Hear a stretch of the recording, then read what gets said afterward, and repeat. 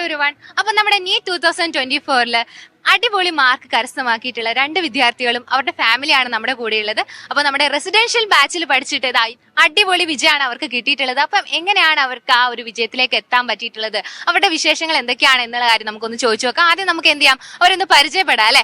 അപ്പം പേര് പറഞ്ഞോളൂ. നിരഞ്ജന ശ്രീകാന്ത് നായർ. എങ്ങനെയാണ് നീറ്റ് സ്കോർ എന്താണ്? NEET score 686. മോളുടെ വീട് എവിടെയായിരുന്നു? ഞാൻ കാസർഗോഡ് നിന്നാണ്. എന്റെ പേര് അപർണ.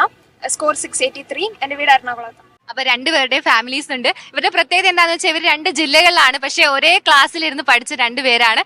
ഏകദേശം അടുത്തടുത്തുള്ള 2 മാർക്കാണ് 2 പേർക്കും കിട്ടിയിട്ടുള്ളത്. അപ്പൊ ഫസ്റ്റ് ഓഫ് ഓൾ 2 പേർക്കും കൺഗ്രാറ്റുലേഷൻസ്. അപ്പൊ 2 പേരുടെ ഫാമിലിയും കൂടെ ഉണ്ട് അല്ലെ.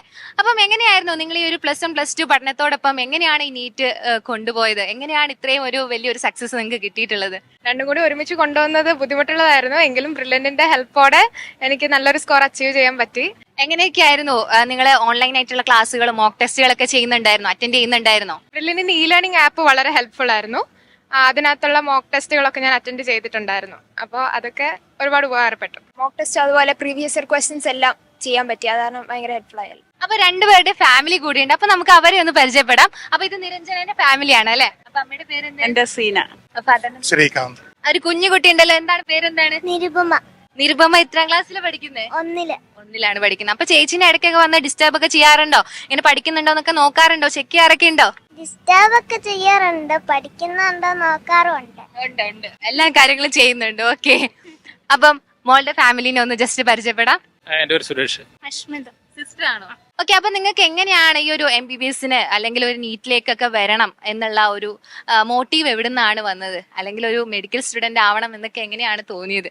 അതിന് എന്തെങ്കിലും പ്രത്യേക കാരണങ്ങളൊക്കെ എന്തെങ്കിലും ഉണ്ടോ? എനിക്ക് ചെറുപ്പം മുതലേ ഡോക്ടർ ആവണമെന്നായിരുന്നു ആഗ്രഹം. അങ്ങനെ അന്ന് മുതലേ അംബീഷ്യസ് ആയിട്ട് നമ്മൾ ആഗ്രഹിച്ചു. അത് ഇപ്പം ശരിക്കും ഒരു പ്രൗഡ് മൊമെന്റ് ആയിട്ട് നമ്മുടെ മുന്നിൽ ഇതാ എത്തി നിൽക്കുകയാണ്. മോൾക്കും അങ്ങനെ തന്നെയായിരുന്നു? എനിക്ക് ചെറുപ്പം മുതലേ അല്ല, എനിക്ക് 10ാം ക്ലാസ്സിന്റെ സമയത്താണ് പെട്ടെന്ന് മെഡിക്കൽ ഫീൽഡ് എനിക്ക് പറ്റുന്നതാണെന്ന് തോന്നിയത്. അപ്പൊ എടുത്തൊരു ഡിസിഷൻ ബ്രില്യന്റ് വരാനും ഇങ്ങനെ പഠിക്കാനും ഒക്കെ. ഇപ്പൊ ഈ ഒരു മൊമെന്റിൽ നിൽക്കുമ്പോ എന്താണ് തോന്നുന്നത്, എന്താണ് ഫീൽ ചെയ്യുന്നത്? വളരെ സന്തോഷമുണ്ട്.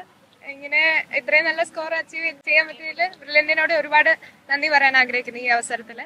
ഫാമിലീസിന് എന്താണ് പറയുന്നത്? ഈ ഒരു മൊമെന്റിൽ എന്താ തോന്നുന്നത്? വളരെയധികം സന്തോഷം, മോളിങ്ങനെ നല്ല റാങ്കിൽ വരാൻ പറ്റിയത്. നിരഞ്ജനന്റെ ഫാമിലിയോട് ചോദിച്ചു നോക്കാം, എന്താ ഇപ്പൊ തോന്നി, ഈ ഒരു മൊമെന്റിൽ എന്താണ് തോന്നുന്നത്? വളരെ അഭിമാനം തോന്നുന്നു. ഒത്തിരി ഹാർഡ് വർക്ക് ചെയ്തായിരുന്നു അവള്. ഇടയ്ക്ക് കുറെ ടെൻഷനും കാര്യങ്ങളും ഒക്കെ വന്നാലും അതിനെയൊക്കെ എങ്ങനെയോ തരണം ചെയ്ത് ഞങ്ങൾ ഇങ്ങോട്ട് വന്നായിരുന്നു. കാഞ്ഞിരപ്പള്ളിക്ക് താമസം വന്നായിരുന്നു ഇവൾക്ക് പഠിക്കാൻ വേണ്ടിയിട്ട്. പിന്നെ ഒത്തിരി ഹാർഡ് വർക്ക് ചെയ്തു. ഒത്തിരി ഇപ്പൊ നല്ല സന്തോഷം തോന്നുന്നു, അഭിമാനം തോന്നുന്നു. അന്ന് വിചാരിച്ചിട്ടുണ്ടാവോ ഇങ്ങനെ വരുന്നുള്ള കാര്യം, ഇത്രയും സ്കോറിൽ വരെ എത്തുന്നുള്ളത് വിചാരിച്ചിട്ടുണ്ടായിരുന്നോ? ഏകദേശം ഈ ഒരു സ്കോർ നമ്മൾ അത്ര പ്രതീക്ഷിച്ചില്ല. എന്നാലും അവൾക്ക് അങ്ങനെ ഒരു ആഗ്രഹം നന്നായിട്ടുണ്ടായിരുന്നു. എന്നും അതുപോലെ തന്നെയായിരുന്നു. എല്ലാ മോഡൽ എക്സാം എല്ലാം അറ്റൻഡ് ചെയ്യുമായിരുന്നു. അങ്ങനെ നന്നായിട്ട് ബ്രില്യന്റ് ഒത്തിരി ഹെൽപ്പ് ചെയ്തു കേട്ടോ. സാറാണെങ്കിലും സാറായിരുന്നു ഇവളുടെ ക്ലാസ് ടീച്ചറ്. സാറ് നല്ലപോലെ ഹെൽപ്പ് ചെയ്യുമായിരുന്നു. എന്ത് കാര്യത്തിന് വിളിച്ചാലും സാറെല്ലാം ചെയ്യുമായിരുന്നു. എല്ലാവരും അതെ, ബ്രില്യന്റിലെ സാറുമാരെല്ലാവരും ഹെൽപ്പ് ചെയ്യുമായിരുന്നു. അപ്പൊ എന്താണ് ഫ്യൂച്ചറിൽ വരുന്ന ഡോക്ടേഴ്സിനോട് നിങ്ങൾക്ക്, അല്ലെങ്കിൽ ഇനി നീറ്റിൽ ആസ്പിരന്റ് ആയിട്ട് വരുന്ന കുട്ടികളോട് നിങ്ങൾക്ക് എന്താണ് പറയാനുള്ളത്, ഒരു മോട്ടിവേഷൻ എന്നുള്ള രീതിയിൽ? നല്ലപോലെ ഹാർഡ് വർക്ക് ചെയ്യുക, അതാണ്, അത് മാത്രമേ ഉള്ളൂ. ഹാർഡ് വർക്ക് എന്നുള്ള ഒറ്റൊരു ഇതാണ്. അപ്സ് ആൻഡ് ഡൗൺസ് ഒക്കെ ഉണ്ടാവും. കൺസിസ്റ്റന്റ് ആയിട്ട് വർക്ക് ചെയ്തുകൊണ്ടേയിരിക്കാം. അപ്പൊ കൺസിസ്റ്റന്റ് ആയിട്ട് വർക്ക് ചെയ്ത്, ഹാർഡ് വർക്ക് ചെയ്ത്, സ്മാർട്ട് വർക്ക് ചെയ്ത് ഈ ഒരു സ്കോറിൽ എത്തിയിട്ടുള്ള 2 മിടുക്കരായിട്ടുള്ള വിദ്യാർത്ഥികളായിരുന്നു നമ്മുടെ കൂടെ ഉണ്ടായിരുന്നത്.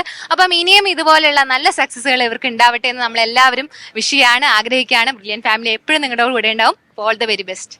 എൻട്രൻസ് സംബന്ധമായ വാർത്തകളും അപ്ഡേഷനുകളും ഏറ്റവും വേഗം ആധികാരികമായി അറിയാൻ ബ്രില്യന്റ് സ്റ്റഡി സെന്റർ പാല യൂട്യൂബ് ചാനൽ സബ്സ്ക്രൈബ് ചെയ്യുക, ബെൽ ഐക്കൺ അമർത്തുക. ഈ വീഡിയോ മറ്റു സുഹൃത്തുക്കളിലേക്കും മാക്സിമം ഷെയർ ചെയ്യുക.